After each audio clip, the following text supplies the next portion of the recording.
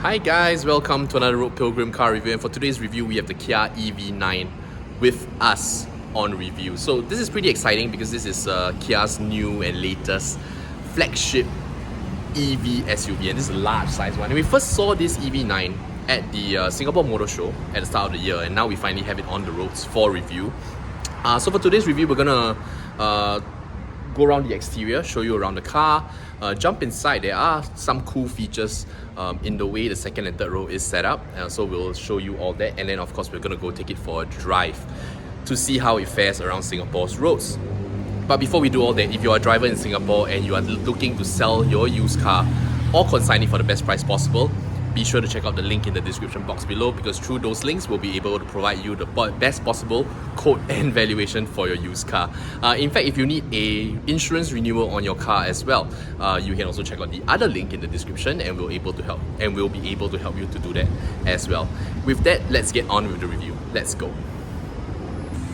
Alright, so jumping straight into the review, here is the exterior of the Kia EV9, and it is every bit as futuristic as we expect it to be. After all, the initial EV that Kia launched, the EV6, already looked very futuristic, very beautiful car. And so I think when the EV9 was up for release, I don't think we were expecting anything less, and now that we can see it in the flesh, I think we can confirm that it is a rather good looking car. Very robust, very strong looking, a lot of futuristic elements. If you head around the front here, you've got this light cluster that looks very modern, and in this light cluster it houses of course your headlamps, your daytime running lights as well. And actually if you go closer here, you'll see that there are certain elements on the so-called front grille, and these are actually lighted, so you can actually create light patterns onto the grille to sort of create some sort of design. Very cool, not really affecting the performance of the car, so to speak, but still a very cool feature to have. Going down the side here, we've got 19-inch wheels as standard, and these are equipped with a sort of aero rims which help to reduce the drag, improve the efficiency of the car. All these all very in line with the EVs that we see from today. And then if you head down the side as well, you can generally see that there's a lot of nice bits of body cladding, and the body cladding is also in a sort of gloss black finish rather than a matte black finish, or the grey ones that you see on lower end cars probably. So very cool. Now I'm going to open up the boot and show you some little bits of...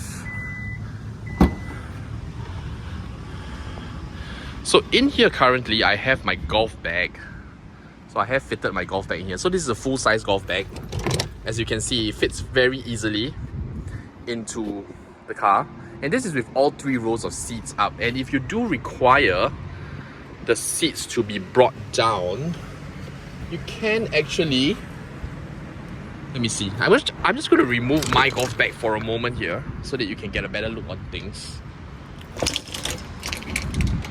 So, inside the boot of the EV9, you have a 3-pin plug, and this should be able to power most regular appliances, so it's a fully functional electrical plug. And then of course you can actually bring down the 3rd row of seats as well. Let me see, 3rd row, all electronically controlled. It drops the headrest on its own as well. I'm going to do that on the left side as well so you can see.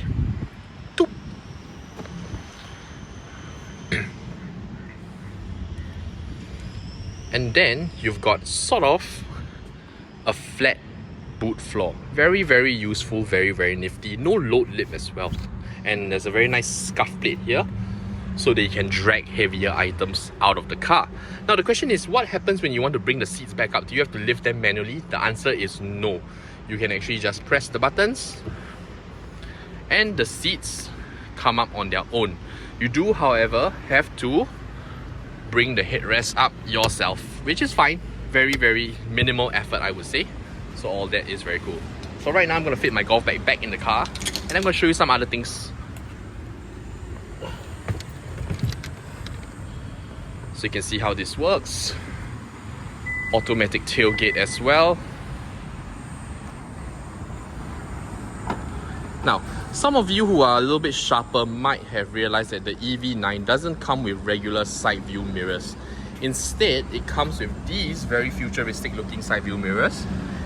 And these actually are digital, so they project an image into a screen inside the driver's or inside the cabin for you to take a look at. So later on when we're going for a drive, we'll show you a little bit more about how this works. But before we do all that, there is one very nifty trick that the Kia EV9 has up its sleeve. So being a rather large car, there is this possibility that fitting the car into certain spaces might be a little bit difficult. And so Kia have actually inbuilt a sort of remote control function into the EV9. So from your key, all you need to do is lock the car, and then what you do is you hold down a switch, and then you prompt the car to move forward, and just like that, we are walking with the car. Pretty cool. And then if you want it to go backwards, you can do that as well. As you can see, there's no one in the driver's seat. Now, what happens if you're pressing this by accident and there's somebody in front of the car? So for today's review, I'm going to put myself on the line. We're standing right in front of the EV9 and we are going to prompt it to go forward right now. And as it comes forward, it should sense me and stop on its own. I'm still pressing the button, but it's not moving forward. So very cool. So once again, I'm going to send it a little bit of a ways back. And if I prompt it to come forward again, you'll notice how I'm not releasing the button, but the car will stop just in time of any obstacles. So all that is pretty cool. So as with most modern cars, designs can be a little bit polarizing. Some people love them, some people hate them. Please put down in the comments section whether or not you like the design of the Kia EV9. It'll be interesting to hear from all of you. But aside from all that, let's jump into the car right now, take a look at the interior of the Kia EV9. Alright guys, so this is the cabin of the Kia EV9 and it's honestly quite a nice place to be. So when you climb into the car, immediately what you feel is that it's got a very nice open feeling to the cabin. One thing I do quite like is that this middle portion here is kind of disconnected. So the center console feels a little bit more like an MPV, so to speak, which in some weird way I kind of enjoy. Visually it feels like it's a bigger car than it is, and it's got this very open feel to it, which I quite enjoy. All around the car, you do get the sense that this is a rather modern form of styling. Material use is quite diverse. It's not like what you see in older cars where, you know, basically just two materials, right? So wood, leather, trim, so usually three materials, but here you've got something quite diverse. Diverse in the sense where you get different textures on different surfaces, and overall it all combines together into quite a nice package.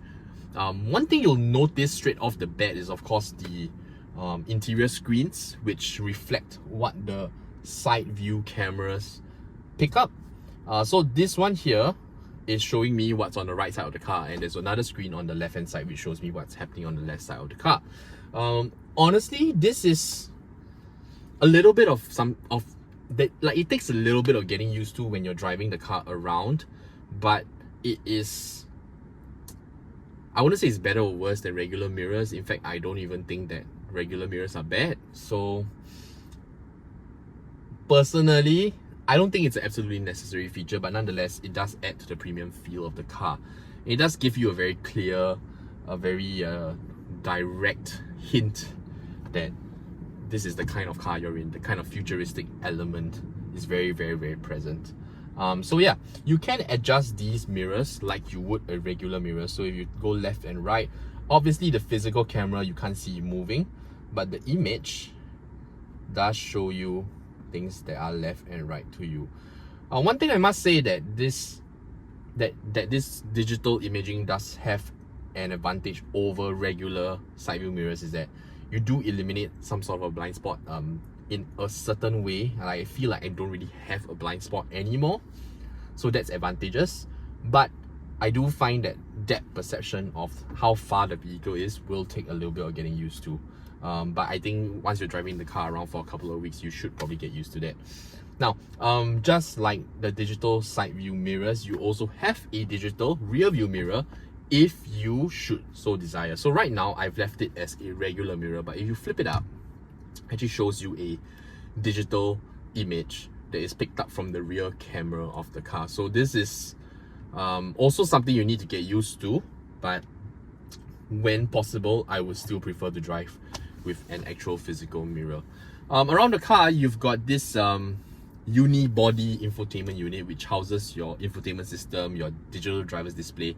But what Kia has quite cleverly done is to incorporate a middle screen, a mini screen here, which houses your climate control functions. Now, when you are driving, this screen is a little bit obscured, so I wouldn't say it's like the most convenient one to access, but if you tap on the expand button, it does expand the climate control screen out into the infotainment unit, so that allows you to quite easily adjust whatever you need to adjust.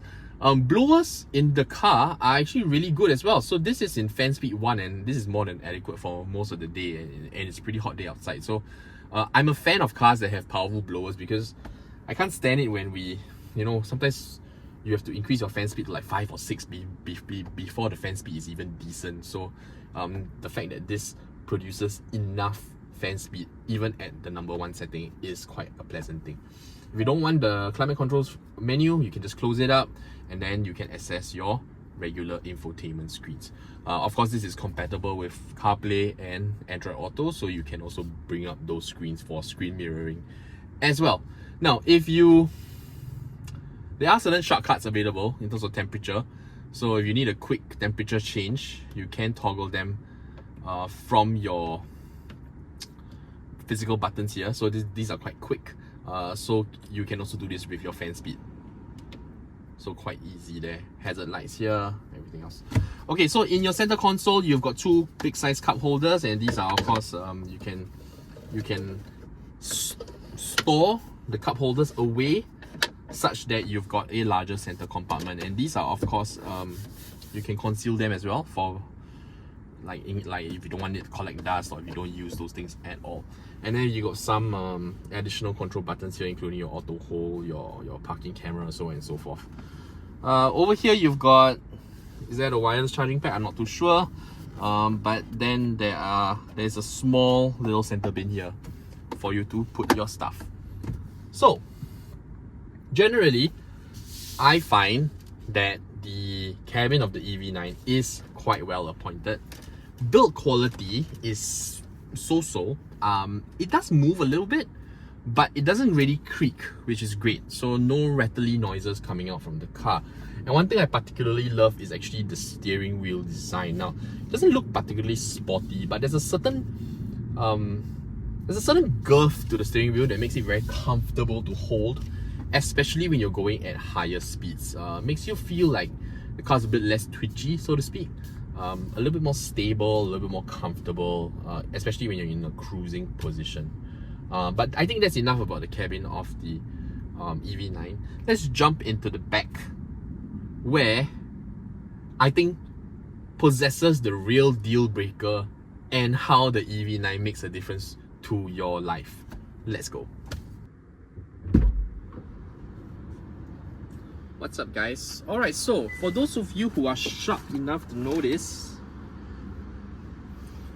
this seat is actually pointed to the rear, which is a pretty cool feature because both of the second row seats contain a swivel function, and these are manually adjusted. Kia says that you can configure this car with an electronic second row, but those are not swivelable, if that's a word. But nonetheless, I think the swivel seats are a real deal breaker, because if you are loading a child into the second row, you can actually, let me see, you can actually tilt the seats. Let me see.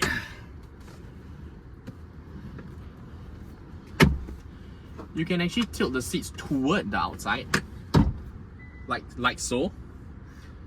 Load your child in, and then bring it back into a locked position. So I think that is pretty amazing. There are grab handles here for you to jump in as well. And once you're seated in the second row, you'll find that legroom is of course extremely generous, being that this is quite a large car. Headroom is also quite generous, and you do have your own aircon vents here as well. Let me see. Turning on the AC. Very nice. So you do have individual aircon vents here, and that's quite cool. And you can turn them off by swiveling the outer rim. Yeah. Even while you're seated, you could technically swivel them, I think. Yeah, you could swivel them, but you need to kind of... it will be easier to do it with the door open. So I'm going to show you how we do that right now. So if you bring the backrest down, and then you push the thing,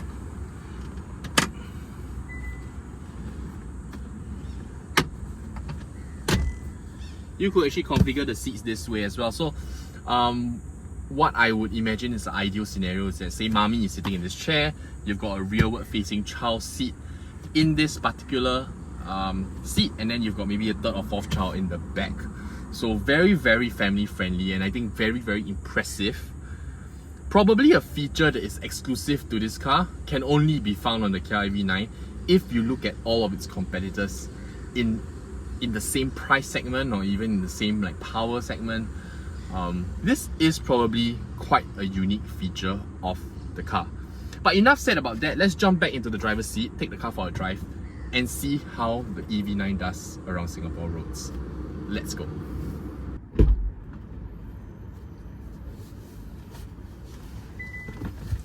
Alright, so welcome back to the driver's seat of the KIA EV9. And before we take the car for a drive, let's go through some specifications to see what we can expect to find when we take the car for a drive. So in terms of the battery pack of the car, this car is a fairly large battery pack, 99.8 kilowatt hours, so that's almost 100 kilowatt hours. So with that battery pack, Kia says that you will get a drive range of about 500 kilometers. So in reality, based on day-to-day driving, I would expect this car to go at least maybe 450 kilometers on a single charge. But in any case, all-wheel drive with dual electric motors, such a big car definitely requires dual electric motors. And these two electric motors are good for about 380 horsepower and 600 Newton meters of torque, so fairly powerful. But because the car is also a rather large and heavy car, 0 to 100 takes about 6 seconds on this car. But I have no complaints there, because I don't think the EV9 is a car that, you know, it's supposed to break land speed records. You know, this is not a car you buy if you want to travel really, really fast in. It's probably a car you buy because you are after the entire lifestyle package that it offers in terms of its futuristic looks, its extremely versatile and practical second row and third row configuration, and of course the quietness and the comfort of driving an EV. So now let's take it on the road and see what we are dealing with here. Alright, so drive selector has actually been changed to a stock that's on the right hand side here, a little bit like a Mercedes-Benz.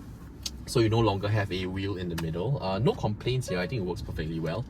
So driving off, despite being a large car, I think the first thing you realize is that it's pretty light on its feet, and steering is actually very, very light and maneuverable as well. So definitely no issues moving around car park spaces if you are in a car like that. Speaking of car parks, one of the things that I would feel requires consumers to get very used to is parking the car, because you do lose the traditional perspective that you get from a physical side view mirror, and in that sense now you have to rely on your digital side view mirrors. Of course, you have a 360 camera that is available to you as well when you park, but I have found that that was probably the thing that I had to get used to the fastest, and with the biggest variance, because that felt really strange to do, to park the car with the digital side view mirrors initially. So we've got a bit of traffic here, so we're gonna wait for a little bit, but we can do a little bit of talking while we're at it. You know, I've always kind of maintained that large family size SUVs are perfect for an EV format, and I think the EV9 is a really, really great example of this as well, because the large size family SUV in a petrol format would typically require quite a big engine and would typically require quite a lot of effort to power up the car. So generally speaking, not the most fuel efficient things out there. And because the large capacities of those engines tend to play a part when it comes to price, large size family SUVs also tend to be very, very expensive, very high powered, so to speak. So that's where you get your 4 liters, your 3.5 liters NA or turbocharged engines, so on and so forth. But the truth is, we don't really require that much speed from a family SUV. In fact, what we want is comfort and space, practicality, versatility. And most of the time when you're carrying multi-generations, whether it's children or old people or your in-laws, I think one of the things that you really want is to take a slow, easy, relaxed drive and have everyone happy and comfortable in the car. You know, you're not going to be like rushing and accelerating off the line. And that's why having an EV is perfect for this sort of setting, because it's quiet, it's comfortable, and you know, everyone's just going to have a really, really good time as you're driving nice and slow through town. But that being said, the EV9 is still very quick on its feet. So now I'm cruising at about 50 kilometers per hour. The car isn't even in sports mode yet, and I'm gonna step on it, and it really moves. So that is quite impressive for a large car. That is really impressive. So if you are the kind of person who wants that occasional bit of fun, definitely the Kia EV9 is a car that could deliver that sort of performance. But I think day to day, you'll just be driving it very, very mildly, in a very mature manner, as you should be, I might add. And even for myself, you know, personally, I could really see a car like that being part of the family setup, because when we're just sending the kids for their various classes, running in the various errands, we got the whole family together. I mean, half the time my kid is talking anyway, and like she just wants to tell me about what's been happening at class or her day. So most of the time, what we do is that we turn down the volume of the music, and then we kind of just listen to her and talk to her.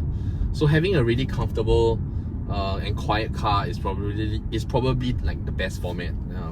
Like we could do that really effortlessly, and like what I'm doing right now, I'm just going around a single carriage road, 36 kilometers per hour. I don't feel rushed, I don't feel hurried.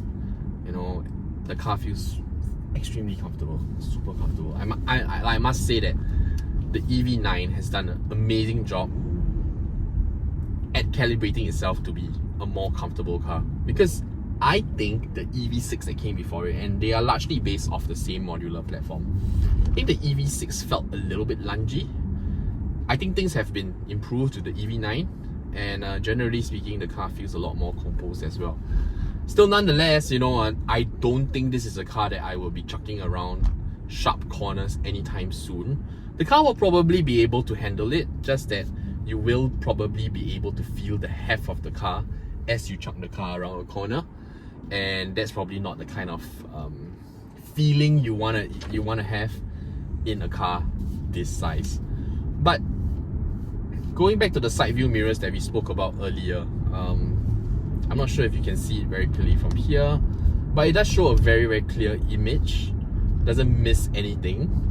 But the only maybe the only drawback is that you do lose a little bit of depth perception when it comes to the car. So that's something that you probably have to get used to.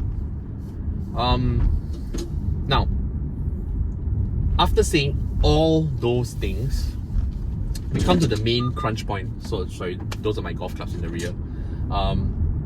The main, I guess, talking point about the Kia EV9 is of course the fact that this isn't a particularly cheap car.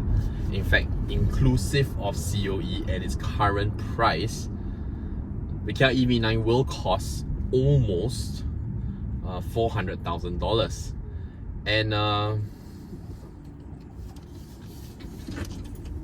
almost $400,000, and that's quite a lot of money to pay for a car in Singapore, and that does open up quite a lot of options for you, even higher end Continental options as well.